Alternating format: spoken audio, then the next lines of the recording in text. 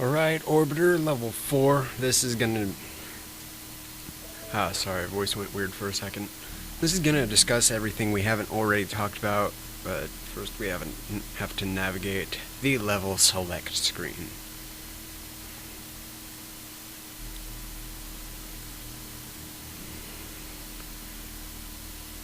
I just have a problem with the level select screen. It goes right, enter, right, enter, right, enter. Then we get to the level. After pressing enter one more time. Okay, so this level, the environments look more hostile. You can see the outer edge has red. It's all tinted really bright red. So you can look forward to seeing some trouble here. Not a whole lot, but it really tells you that there are some things here that are much different than the rest of the levels and must be approached differently than everything else. Well, strictly speaking, you kind of approach everything the same way. That was just a stupid way to make that sentence. I realize I give myself a harder time than I'm actually having. Like, I'll complain about saying something stupid, but looking back on it, it's really not that big a deal.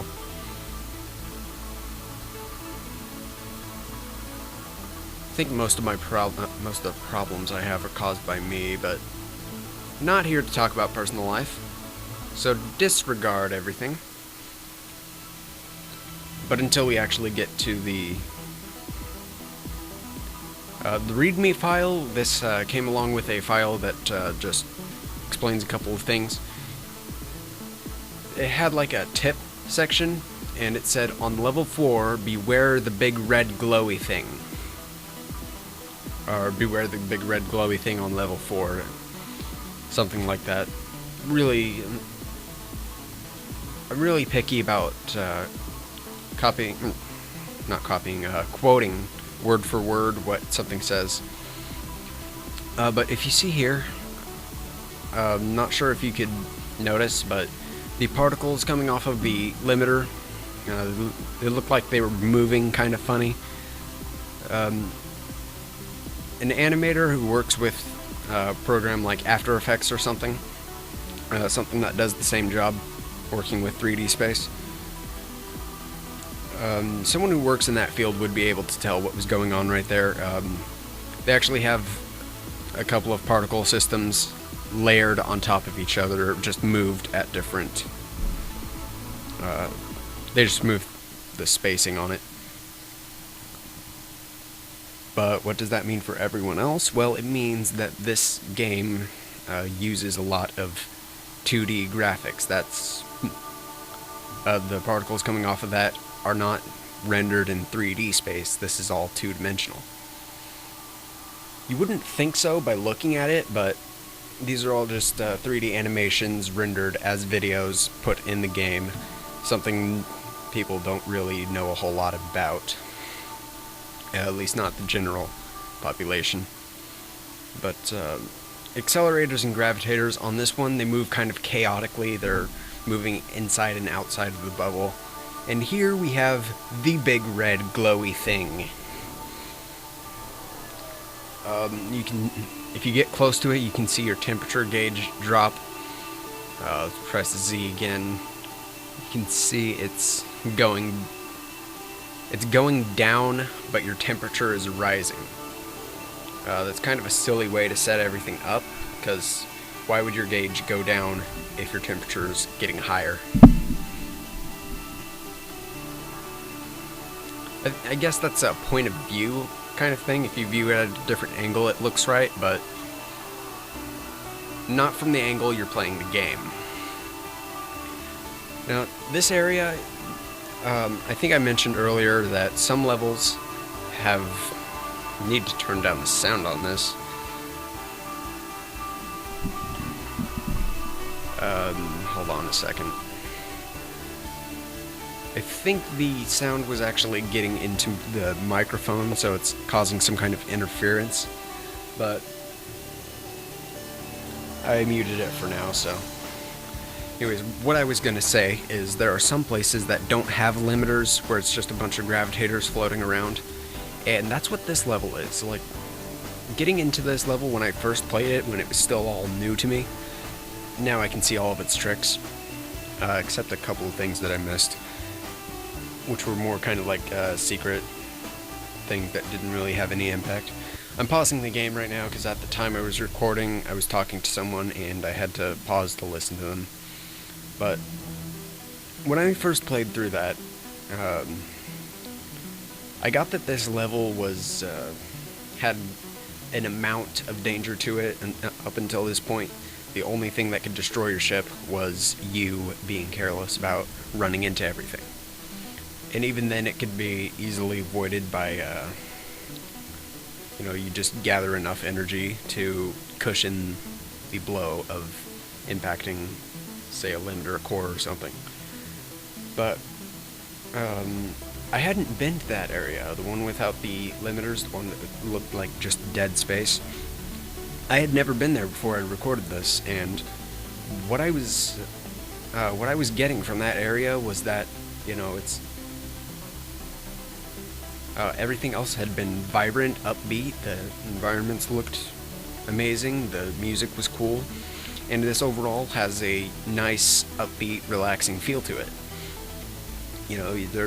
There's no timer, there's no set number of lives, you just go at your own pace.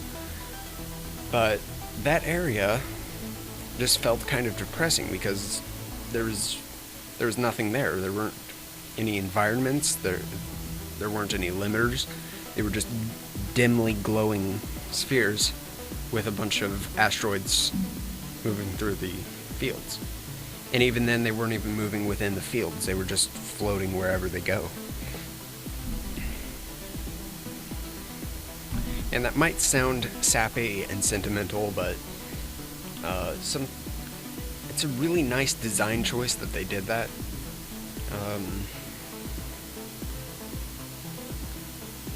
And talking from a gameplay aspect, you can set up a lot of levels where you have to rely on a set number of gravitators. There's nothing else you can use to get yourself from point A to point B.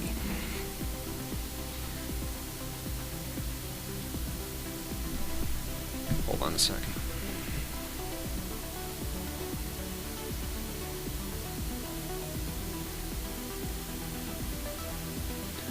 Sorry, I've been talking for a while. My voice is getting really hoarse. Well, not hoarse, but it's starting to get really sore. I had to take a drink. And I would mention what I was drinking, but that would sound like shameless product placement. I can tell you it's green, but...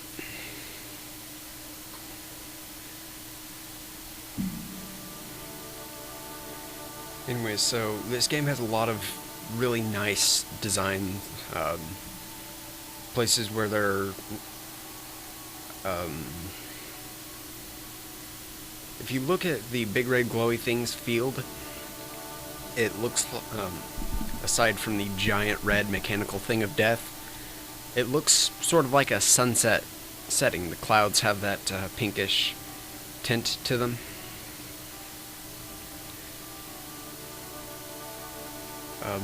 Other places just looks like cloudy, sunny day, whatever. But over here we have, trying to get back on track, we have it looks like a gravitator, but it's actually designated as a protector.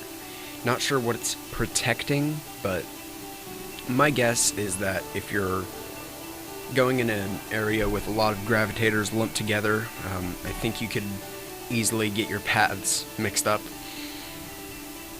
And the gravitators, or the protectors, keep you from getting messed up and keep you on track. All these white, sparkling, shining, not sure if it's shining or sparkling, but either way, that was another thing I didn't really pay attention to on my first few playthroughs. At the time I was recording this, this was only the third time I'd been in this area, and that was just to show my friends that I found somewhere they hadn't been to. So I was just doing this for bragging rights, saying there's something they easily missed. But when you get these, they add a small amount of energy, but aside from that, they release this big burst of what looks like fireworks. And this game, I can't stress the qualities of this game. It's really simple. It's really simple, but the designs and the mechanics are what makes it.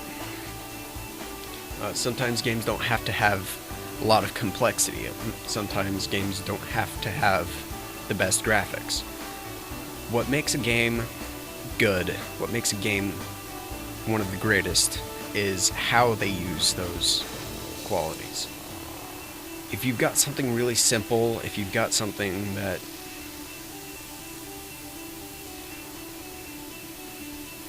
trying to think here. Lost my train of thought again, but Minecraft, for example,